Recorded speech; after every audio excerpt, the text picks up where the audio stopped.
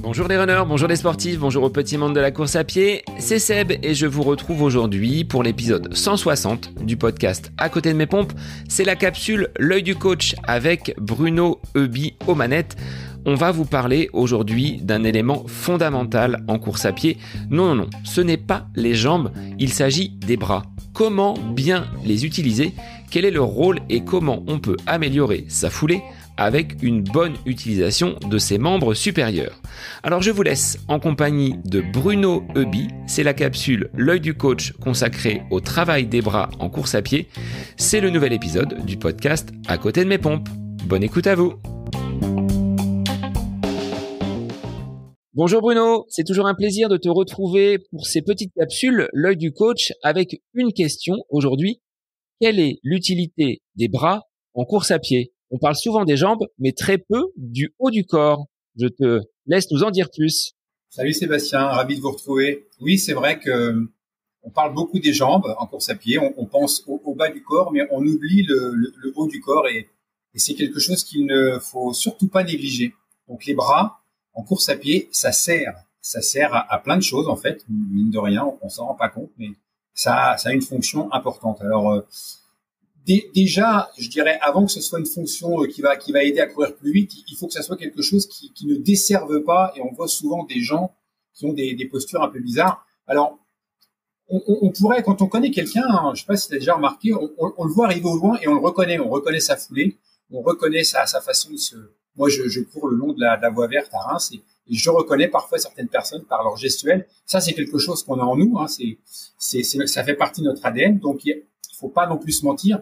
On n'arrivera pas à modifier complètement, et heureusement d'ailleurs, la posture du coureur, mais néanmoins, on peut essayer d'y parvenir. Donc les bras, avant tout, ils doivent être relâchés. On ne doit pas avoir de contraction musculaire inutile. Les bras ne doivent pas être quelque chose qui va prendre de l'énergie. Hein. Si les bras sont contractés, ça prend de l'énergie. Donc déjà, on doit avoir une forme de relâchement dans le mouvement des bras pour ne pas que ça coûte de l'énergie qui ne va pas servir à courir. Ce qu'on peut conseiller aux gens, c'est d'avoir un mouvement relâché. Les épaules doivent tomber un peu. Le mouvement des bras doit être plutôt dans l'axe. Plus le mouvement des bras est dans l'axe, et plus il va accompagner l'avancement. On imagine bien que si le mouvement des bras entraîne une torsion, une rotation du haut du corps, bah forcément, ça va se répercuter en bas, hein, un peu comme un ressort, et forcément aussi, la gestuelle des jambes ne sera pas la bonne. Donc, il faut savoir que la gestuelle des bras, hein, il y a une coordination qui s'opère, et la gestuelle des bras a une importance aussi, un impact positif ou négatif sur la gestuelle du bas du corps, sur la gestuelle du membre inférieur. Donc, membre supérieur et membre inférieur sont liés, et c'est important que la gestuelle du haut soit efficace et soit la meilleure possible. Donc cette coordination, elle est importante. Les bras, ils ont aussi un rôle d'équilibrateur. Essayez de courir avec les bras le long du corps, les bras tendus, ou essayez de courir avec les bras sur la tête. Enfin bref, mettez vos bras dans une position qui n'est pas naturelle, et vous allez vous apercevoir que vous êtes déséquilibré, que ça va pas bien. Donc les bras, ils doivent servir à équilibrer le mouvement. Donc toujours pareil, hein, un mouvement dans l'axe. Quelque chose qui est logiquement, normalement, relativement naturel. Et puis, l'idéal ensuite, c'est que ce mouvement des bras, il soit aussi propulseur. Donc, dans la gestion de la foulée, le mouvement d'avant en arrière des bras va aider d'une certaine manière, hein, même si c'est pas lui qui est le propulseur principal, va être un élément de propulsion de la foulée. On a parlé dans une autre capsule des côtes, par exemple. On se rend vraiment compte dans une côte de l'importance des bras et de la propulsion que ça peut apporter. Donc, si ça apporte dans une côte, ça apporte aussi sur le plat. On le ressent moins, mais ça apporte aussi. Donc, plein de fonctions, en fait, de ces bras de coureur.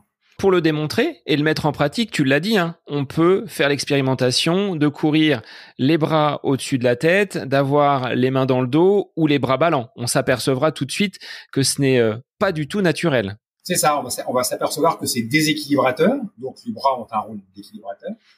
On va s'apercevoir que ça nous freine dans la propulsion, dans l'élan qu'on a de courir. Hein. Il faut savoir qu'il y a une coordination entre les jambes et les bras. Il y a une synchronicité des mouvements, même si ils sont à l'opposé. Hein. En général, quand on avance la jambe droite, à l'opposé, c'est le bras gauche qui va avancer, et quand on avance la jambe gauche, c'est le bras droit qui va avancer. Donc, mais il y a une coordination, c'est-à-dire que la rythmique et la vitesse de mouvement des bras est liée aussi à la rythmique et à la vitesse du mouvement des jambes. Si on accélère le mouvement des jambes, on accélère le mouvement des bras. Et donc, si on accélère le mouvement des bras, si on met plus d'amplitude ou plus de fréquence, on va mettre aussi par ricochet plus d'amplitude et plus de fréquence dans le mouvement des jambes. Donc, une importance des bras dans la propulsion. Si on prolonge ce relâchement dont tu parlais au niveau des membres supérieurs jusqu'à nos mains, est-ce qu'elles aussi doivent être relâchées? J'avais fait l'expérience avec une feuille de papier sur une séance et je l'avais mise justement dans ma paume de main et l'objectif était de la garder intacte sans la froisser, sans la crisper. Est-ce que ça peut être un élément pour garder ce relâchement sur les membres supérieurs? Oui, c'est un très bon exercice. Tu as été bien conseillé. C'est effectivement ça. Il faut que, en fait, moi, l'image que je donne, c'est que le bras doit être à 90 degrés. On va pas prendre un pied à coulisse pour mesurer, mais bon, voilà. Ça fait un angle droit. Les mains sont relâchées et en fait, l'axe de rotation, c'est l'épaule. Donc, imaginons le petit pantin qu'on faisait là. Je suis d'une époque où on faisait des petits pantins avec en carton là et le bras pivotait autour d'une punaise, je sais pas comment ça s'appelle, qu'on mettait là. Ben là c'est la même chose. Le point fixe c'est l'épaule et le bras il va donc opérer un mouvement d'arrière en avant qui est sur ce point fixe de l'épaule. Et tout ça c'est relâché. Et la main elle est aussi relâchée parce que toutes ces contractions inutiles, ces contractions des avant-bras, ça coûte de l'énergie. Déjà, et puis ça ne permet pas un mouvement qui soit fluide. Donc le relâchement est très important. Est-ce que tu aurais, Bruno, quelques exercices à proposer aux auditeurs pour qu'ils puissent améliorer justement leur gestuelle et derrière optimiser leur foulée pour la rendre plus efficace? Alors déjà y penser. Si on pense quand on court, en fait l'idée c'est que plus on va y penser à l'entraînement, plus ça va devenir instinctif. C'est dur, hein. On fait souvent la comparaison avec l'ordinateur, c'est dur de faire un reset et d'effacer tout des années et des années d'habitudes gestuelles, c'est très difficile, faut pas se mentir. Mais néanmoins, si on y pense déjà à l'entraînement sur des séances qui ne demandent pas trop d'énergie physique, parce que quand il y a trop d'énergie physique, on n'arrive pas à se concentrer. Sur des footings, par exemple, sur les séances avec une faible intensité, on peut déjà essayer de faire attention à ses mains, faire attention à ses épaules, qu'elles soient relâchées, faire attention à ce que ses bras soient dans l'axe. Déjà, si on répète ça pendant des séances qui sont peu coûteuses en énergie, on peut avoir l'énergie mentale de s'y consacrer. On peut aussi utiliser des poids, des petites haltères qui sont très légères. En fait, un peu comme la côte contraint d'avoir une certaine gestuelle, l'haltère ou le poids qu'on va avoir dans la main va contraindre aussi à avoir une certaine efficacité. Parce que si le mouvement n'est pas fluide, s'il n'est pas celui qu'on attend, en fait, le fait d'avoir des poids, ça va vite devenir contraignant. Voilà. Ou pour le relâchement, l'exercice que tu nous citais, tenir quelque chose dans sa main sans le serrer. Alors la feuille, c'est très bien parce qu'effectivement, on voit tout de suite si on serre ou pas. On peut prendre d'autres objets, mais c'est des petits trucs qu'on peut utiliser à l'entraînement pour améliorer son placement des bras. Moi, je pensais également à d'autres exercices, mais que l'on peut faire à distance d'une séance de façon à renforcer les biceps, les triceps, d'utiliser peut-être des élastiques comme un nageur pourrait le faire pour travailler en dehors de la piscine ses mouvements et sa gestuelle. Oui, c'est exactement ça. C'est vrai que ce qui est valable pour un mouvement en natation, donc ce qu'on appelle le travail à sec, peut se faire aussi en course à pied avec des élastiques, avec une résistance plus ou moins grande. Tout dépend de l'exercice qu'on va viser. Si on cherche de l'amplitude et du relâchement, on va mettre une tension qui sera faible. Si on cherche un renforcement des muscles du haut, deltoïdes, triceps, biceps, on va mettre un petit peu plus de résistance. Mais tous ces exercices qu'on va faire en dehors de la course, oui, ont un intérêt. Alors, bien évidemment, on va pas rechercher de la prise de masse musculaire, c'est pas le but. Il faut garder des exercices qui soient dynamiques, avec des faibles charges, pour regarder quelque chose qui soit spécifique à la course à pied.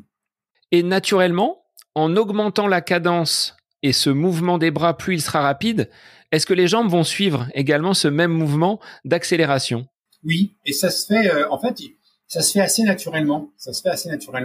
On s'aperçoit que si on augmente exagérément l'amplitude des bras, amusez-vous à le faire, ceux qui nous écoutent, mettez une amplitude exagérée dans votre mouvement des bras et vous allez vous rendre compte que ça a un impact sur l'amplitude de vos jambes. À l'inverse, faites une séance de montée d'escalier, par exemple, vous allez vous rendre compte que spontanément, vos bras, si vous montez marche par marche et que vous mettez beaucoup de rythmique dans votre exercice, vos bras vont suivre le même mouvement. Donc, il y a vraiment une corrélation entre les deux.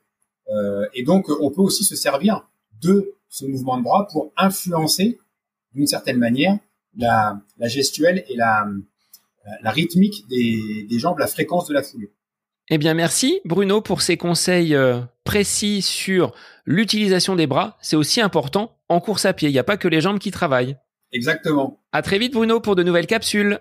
À très bientôt.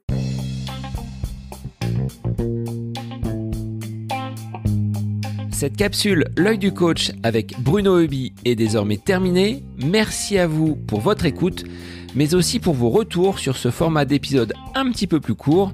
N'hésitez pas à nous transmettre vos questions, vos interrogations via les différents réseaux, Facebook et Instagram. N'hésitez pas à nous soumettre vos idées d'épisodes pour de prochaines capsules. Belle semaine à vous!